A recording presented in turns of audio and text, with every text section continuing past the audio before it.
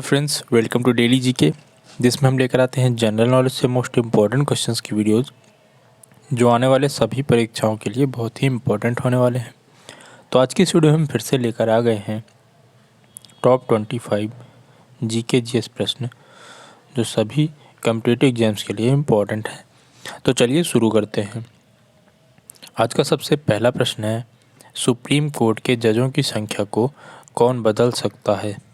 इनमें से supreme court के जजों की संख्या को कौन बदल सकता है? तो इसका सही आंसर हो जाएगा दोस्तों, कानून द्वारा संसद बदल सकता है। तो ऑप्शन नंबर ए इसका सही आंसर हो जाएगा। अगला प्रश्न है, कौन राज्यपाल को उसके कार्यालय से हटा सकता है? तो इसका आंसर हो जाएगा राष्ट्रपति।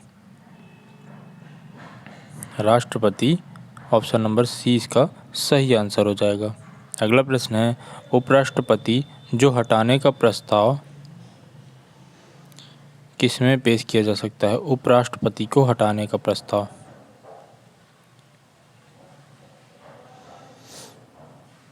तो इसका आंसर हो जाएगा दोस्तों, केवल राज्यसभा में। उपराष्ट्रपति को हटाने का प्रस्ताव केवल राज्यसभा में पेश किया जा सकता है। अगला प्रश्न है, सीमा प्रबंधन विभाग किस मंत्रालय के अंतर्गत विभाग है? तो दोस्तों इसका आंसर हो जाएगा गृह मंत्रालय। ऑप्शन नंबर ए, गृह मंत्रालय। अगला प्रश्न है, क्षेत्रफल के हिसाब से भारत की सबसे बड़ी लोकसभा कौन सी है? क्षेत्रफल के हिसाब से। तो दोस्तों इसका आंसर हो जाएगा Ladakh. Option number A, Ladakh क्षेत्रफल के हिसाब से सबसे बड़ी लोकसभा है। अगला है, संविधान का अनुच्छेद 123 किससे संबंधित है? अनुच्छेद 123 संबंधित है राष्ट्रपति के अध्यादेश से, यानी 20 का सही आंसर हो जाएगा। अगला प्रश्न है, सबसे बड़ा न्यायिक क्षेत्र किस उच्च न्यायालय का है? तो सबसे बड़ा न्यायिक क्षेत्र है गुवाहाटी उच्च न्यायालय का, यानी ऑप्शन नंबर ए इसका सही आंसर हो जाएगा। अगला प्रश्न है, कौन सी भाषा संविधान की 8वीं अनुसूची में नहीं है?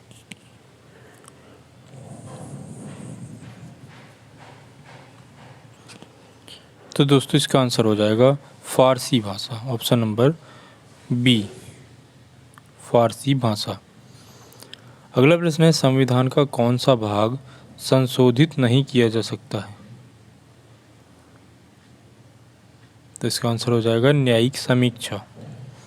ऑप्शन नंबर सी इसका सही आंसर हो जाएगा। अगला प्रश्न है, भारतीय संविधान में संशोधन का प्रस्ताव किस देश के संविधान से लिया गया है? संशोधन का प्रस्ताव। तो दोस्तों संशोधन का प्रस्ताव लिया गया है दक्षिण अफ्रीका से। ऑप्शन नंबर ए, दक्षिण अफ्रीका। अगला प्रश्न है, राष्ट्रीय वरिष्ठ नागरिक परिषद का अध्यक्ष कौन होता है?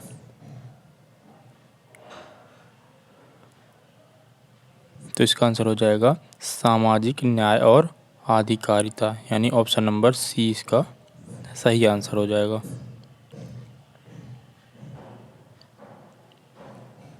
अगला प्रश्न है, मतदान निगरानी प्रणाली पहली बार किस राज्य में लागू की गई?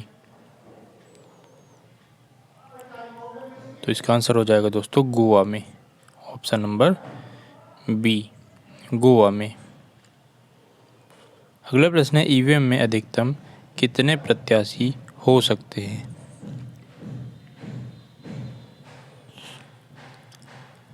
इसका आंसर क्या हो जाएगा?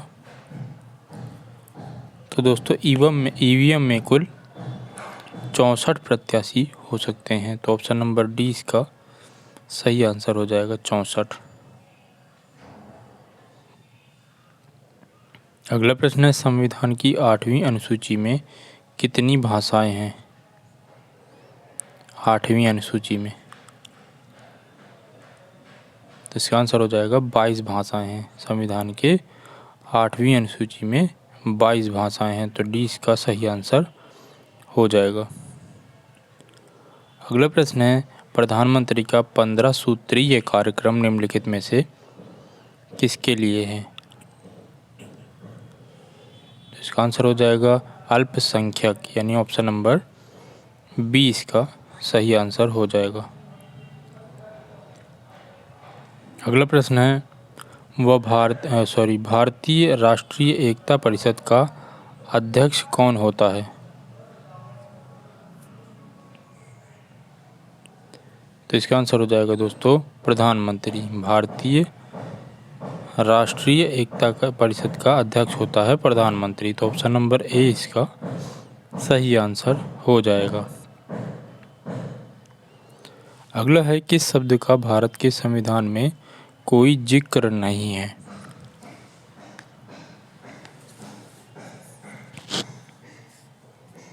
तो इसका आंसर हो जाएगा दोस्तों budget, option number C, budget का संविधान में कोई जिक्र नहीं है। अगला प्रश्न है, भारत में प्रशासन की बुनियादी क्षेत्रीय इकाई निम्नलिखित में से कौन सी है? तो दोस्तों इसका आंसर हो जाएगा ऑप्शन नंबर डी, जिला। अगला प्रश्न है, कर्नाटक की राजधानी कौन सी है? तो दोस्तों कर्नाटक की राजधानी है बेंगलुरु, तो ऑप्शन नंबर 20 का सही आंसर हो जाएगा। अगला प्रश्न है, मोहम्मद गौरी ने पहली बार भारत आक्रमण कब किया?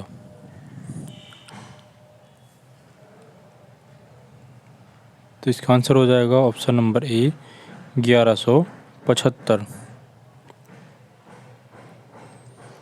अगला प्रश्न है, किसके काल को मुगल चित्रकला का स्वर्ण काल कहा जाता है?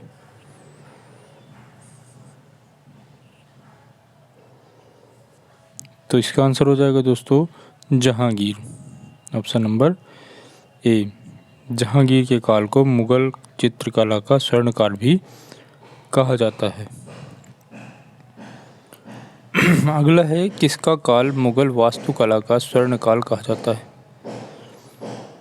किसके काल को वास्तुकला का स्वर्ण काल कहा जाता है? तो इसका आंसर हो जाएगा शाहजहां, ऑप्शन नंबर बी। अगला प्रश्न है, मोहम्मद बिन कासिम ने भारत पर आक्रमण कब किया था? तो दोस्तों इसका आंसर हो जाएगा 712 में, ऑप्शन नंबर डी, मोहम्मद बिन कासिम ने भारत पर आक्रमण किया था 712 में।